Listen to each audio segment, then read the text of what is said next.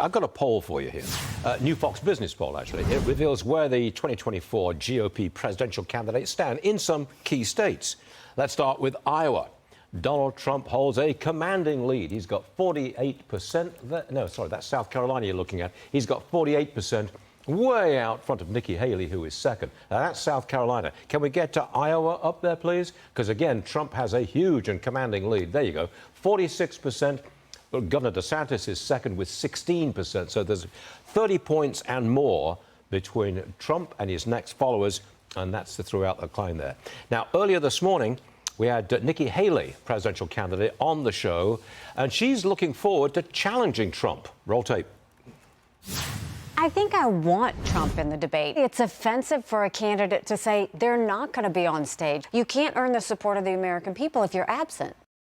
Okay, Florida Congressman Mike Waltz with us. Now, we talked a few seconds ago about you retiring. We will get to that, Congressman. I absolutely promise we'll get to it. But what do you think? Do you think Trump needs to debate?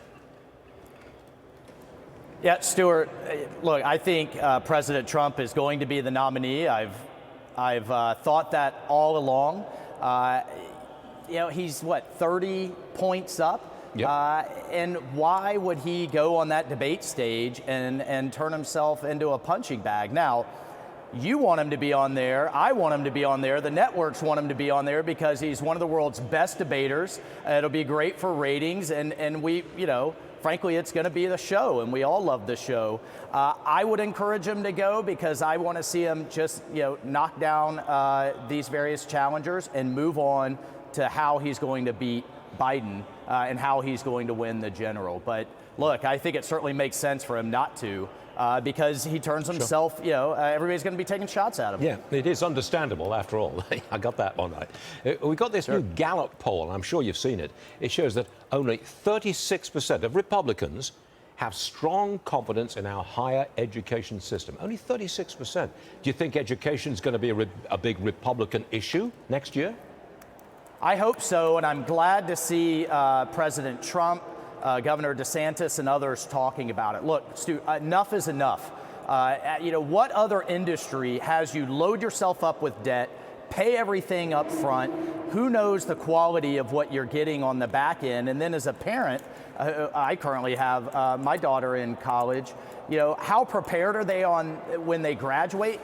Most college students can't even name the 3 branches of government because they're not teaching civics. And we're all worried about some type of brainwashing. These things are turning into progressive thought factories. And that's why people like Bernie Sanders want to cram everybody into it. So we need to be talking about accreditation. We need to be talking about tenure. We need to be talking about what kind of product that we're getting for all of that money and this massive education industry that way exceeds inflation in terms of cost, and then the Democrats just want to pass it on to other taxpayers. You have officially retired from the military as a colonel after 27 years of service in both the Army and the National Guard. We wanted to take a moment to thank you for your service and to ask you, do you miss it? Well, Stu, for a while, I was the only member of Congress jumping out of perfectly good airplanes, and I'll always miss the Green Berets that I served with, my soldiers. I always put them front and center.